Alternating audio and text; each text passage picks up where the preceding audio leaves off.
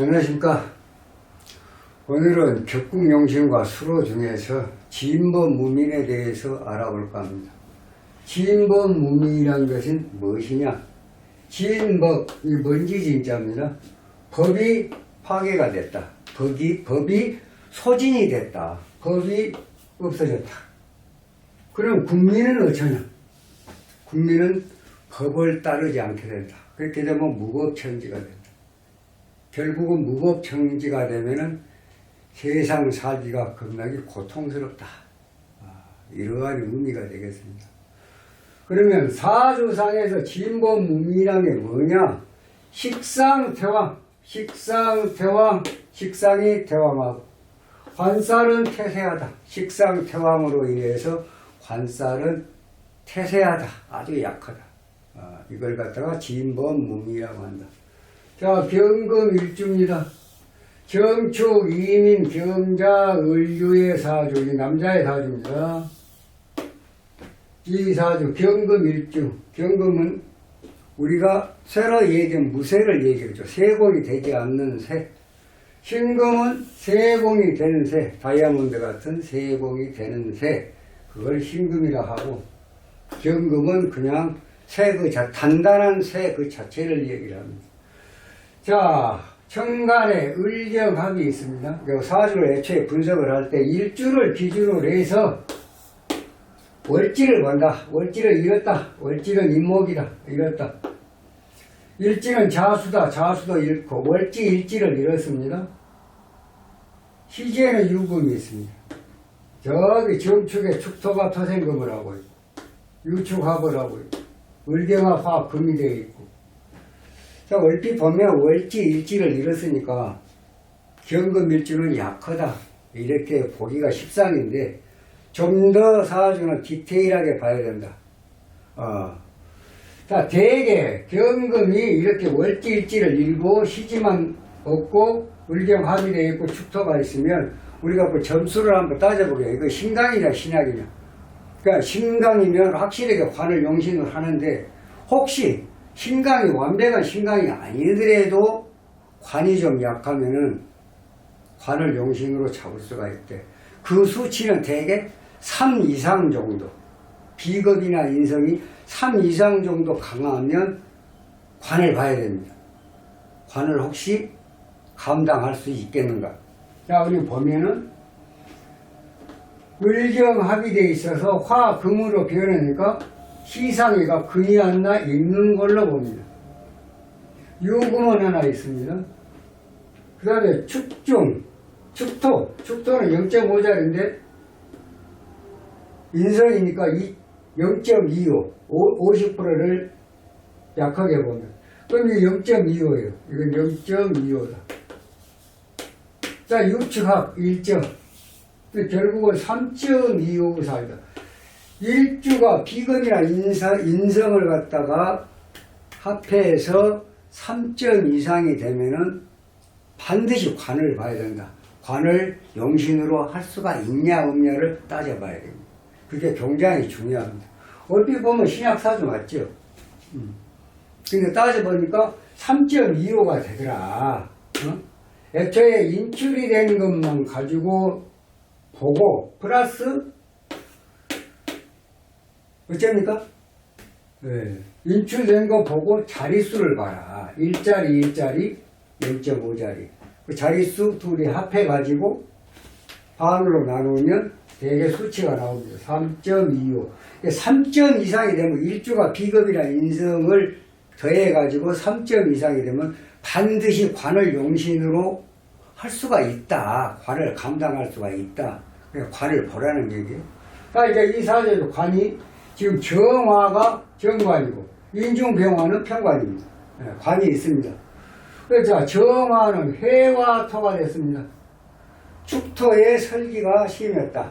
거기다가 임수가 자수에 근을 하고 축중 대시에 통근을 해서 정임합 거화를 했다. 이건 무례가 점수 없습니다. 자, 그러면 지금 인목이 있습니다. 인목을 점수를 한번 따져보세요. 이게 4점짜리입니다. 0.9, 2.2.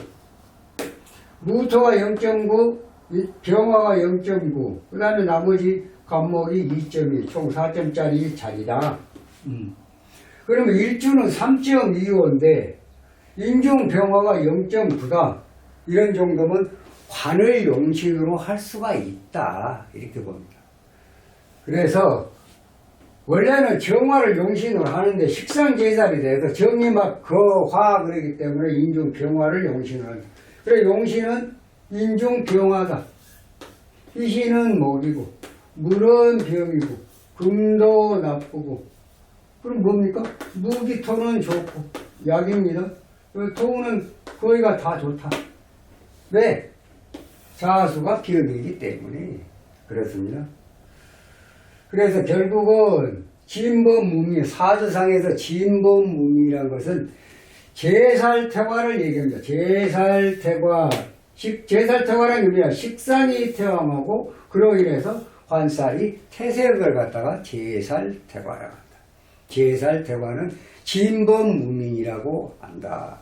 이렇게 알아두시면 되겠고요. 그러니까 이제 용신은 그래서 인중 정화가 아니고 인중 병화가 됐다. 목은 이신이고 물이 병이고 화가 용신일 때 물이 병이고 금은 구신이고 목은 이신이고 토는 약신이다. 이렇게 보면 아마 거의 분석이 끝났다고 보겠습니다. 그래서 결국은 실질적으로는 약변강, 약이 신약한 것이 변해서 강으로 변하니까 관을 갖다가 용신으로 허용한다. 이렇게 보면 되겠습니다. 사주 공식 같죠. 이걸 알아두면 굉장히 편합니다. 예, 선생님 강의할 때 하나씩 처음부터 어떻게 다 자를 수 있습니까? 하나씩 무슨 의미인가, 사주란 게 어떤 것인가, 이런 것도 있다. 얼핏 보면 약한 사주인데 꼼꼼히 디테일하게 따져보니까 관을 용신으로 할 수가 있다. 그래서 이 사주는 신앙용 관격 제살태화격이다. 식상이 태왕하고 관살이 태세할 때 제살태화, 진범무미라고 한다. 법질서가 무너지면 국민은 고통을 받는다. 예, 법을 따르지 않고 무법천지가 되기 때문에 그렇습니다. 그런 의미로 알아두시면 되겠고요. 그럼 이제 흐르는 운을 한번 잡아보자. 신금 들어왔습니다. 안 좋겠죠. 금생수 수국화하니까. 축토가 들어왔습니다. 축토는 계신기.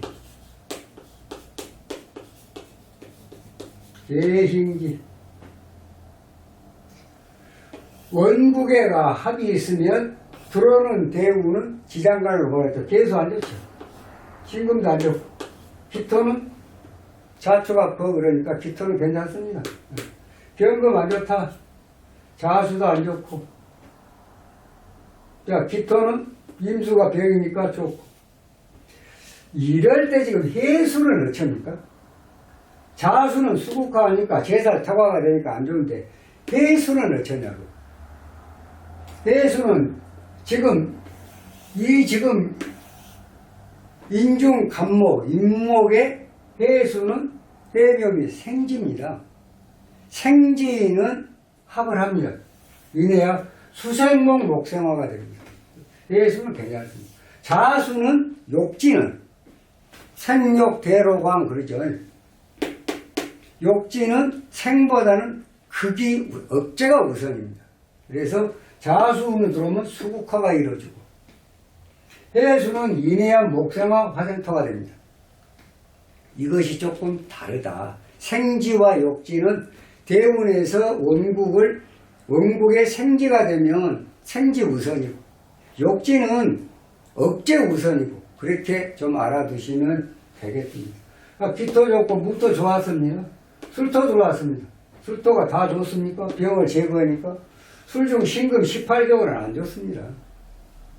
네, 술중 신금 18개월은 안 좋다. 정화 들어왔습니다. 괜찮다. 유금 들어왔습니다. 유금이 어쩝니까? 노광색 병사. 이 화용신의 인중병화용신의 유금은 사궁이죠, 사궁. 이런 또 신금, 인신충, 이런 신중, 임수, 수국과 제살태과 이럴 때는 어쩝니까? 자칫 잘못하면 생명이 유도가다. 이럴 때 사람이 세상을 등지게 됩니다. 죽게 되는 거죠. 예, 사람이 아프고 다치고 또 힘들게 살고 또 어떤 사람은 별로 하는 것도 없으면서 뭐 부모 유산 내지는 자기의 노력도 포함해서 정말로 잘 살고 행복하게 살고 세상 사는 게 너무 재밌고 하지만 또 힘든 사람들은 해도 가도 길이 안 보이는 그런 경우도 있습니다. 근데 운이라는 것은 항상 그 자리에 머무는 것이 아니고 변화가 무쌍하기 때문에 조금 힘들다 그래서 좌절해서는 안 됩니다. 사람은 항상 앞을 보고 미래를 보고 희망을 갖고 언젠가는 나도 남과 같이 좀 사람답게 살 날이 오겠지. 그런 기대 속에서 사는 거예요. 금년이 참 너무 힘들다. 2020년 코로나 와가지고 코로나19 와가지고 얼마나 힘들었습니까? 지금도 그 여파가 뭐 다 해소된 건 아닙니다만 그 고통 속에 다시 또 완화가 되고 시간이 흐르다 보니까 완화가 되니까 또 소상공인들 자영업자들 삶이 다소는 조금 지금 활기를 띠고 있는 그런 현상 아닙니까? 운이란 것은 한 곳에 머무는 게 아니다.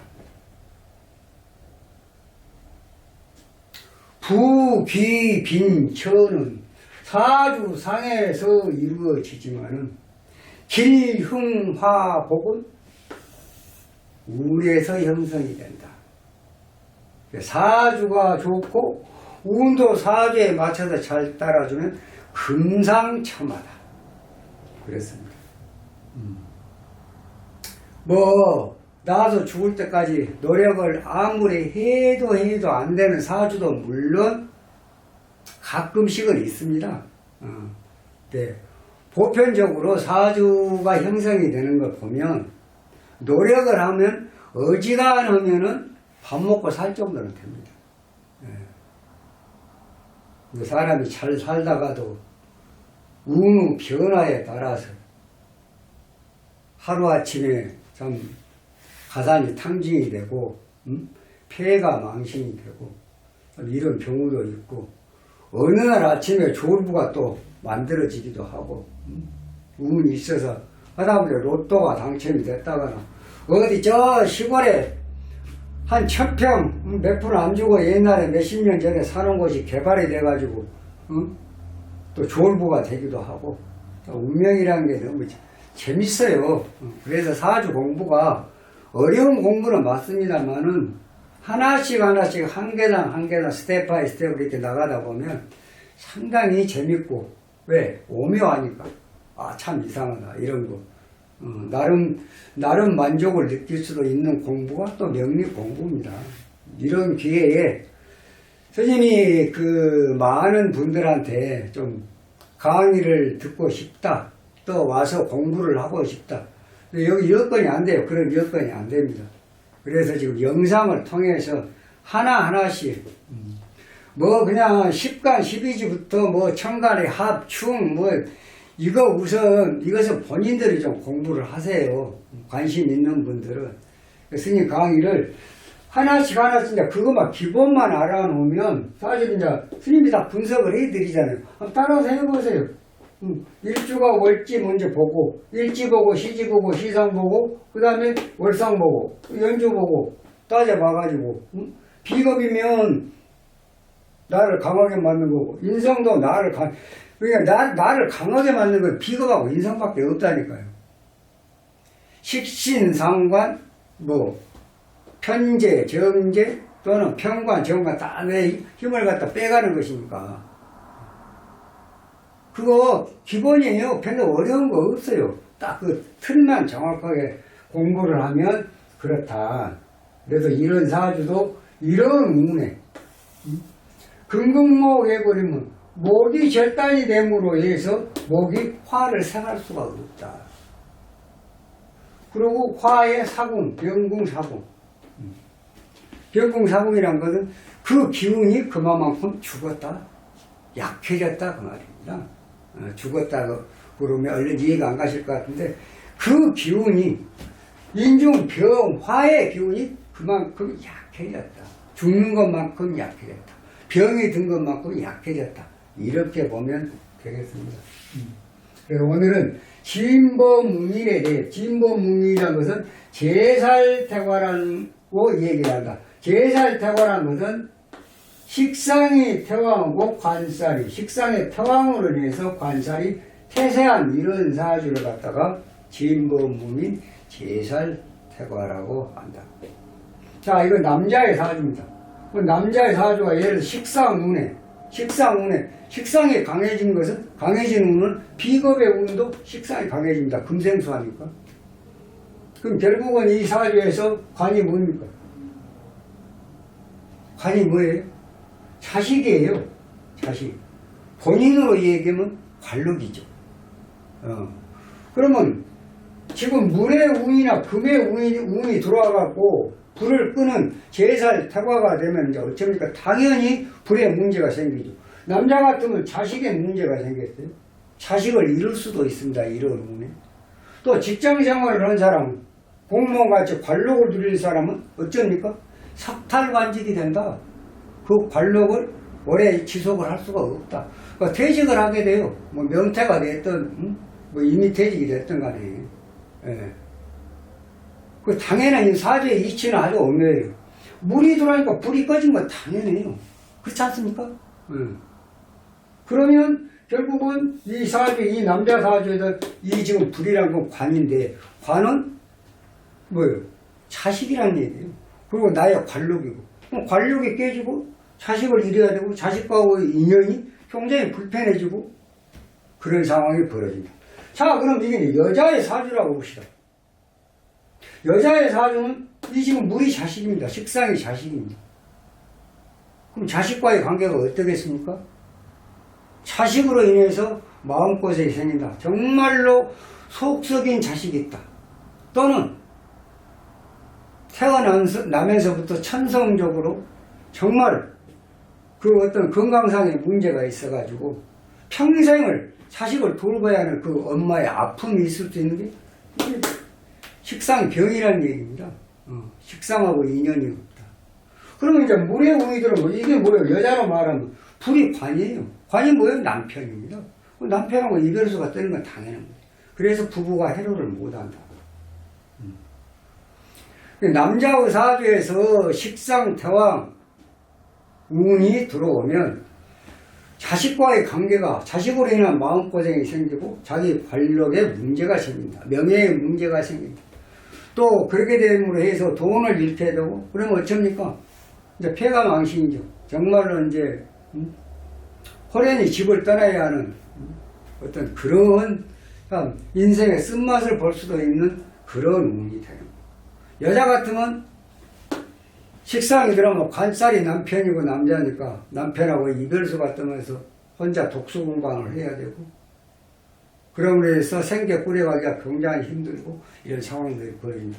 또 여자의 경우에 식상은 자식인데 아들이 됐든 딸이 됐든 그로 인해서 뭐 자식이 사고를 친다거나 한마디 정서불안이 왔다거나 또 아니면 어려서부터 태어날 때 참 어떤 잘못 건강상의 문제가 생겨가지고 평생을 자식을 돌봐야 하는 휠체어를 부모가 끄고 다녀야 되는 이런 아픔을 가질 수 있는 것도 바로 이런 사주입니다. 제살태과의 사주. 그래서 명리란 건 굉장히 오묘하다. 자세히 따져보고 기초부터 처음부터 단단하게 그냥 두리뭉실 대강적당히 대강적당히가 어디가 있습니까? 나무 운명을 잡을 때 대강적당히 이렇게 하는 것은 정말로 그건 실수죠. 큰 실수입니다. 그런 누를 범하지 않기 위해서는 꼼꼼하게 공부를 할 필요가 있다. 자, 이제 서론이 많이 길어졌습니다. 오늘은 격분용신 수로 중에서 진보문민에 대해 진보문민이란 게 뭐냐? 제살태관인데 법의 질서가 무너지면 국민이 고통을 받는다. 예, 법이 무너지면 국민이 그 법을 따르지 않게 되기 때문에 세상은 무법천지가 된다. 그러면 정말로 이것은 살 맛이 안 나고요. 그만큼 고통을 겪고 살아야 되기 때문에. 이런 말씀 드리면서 오늘은 진보 무민에 대해서 알아봤습니다. 다음 시간에 좀 더 좋은 영상으로 여러분 찾아뵙도록 하겠습니다. 감사합니다.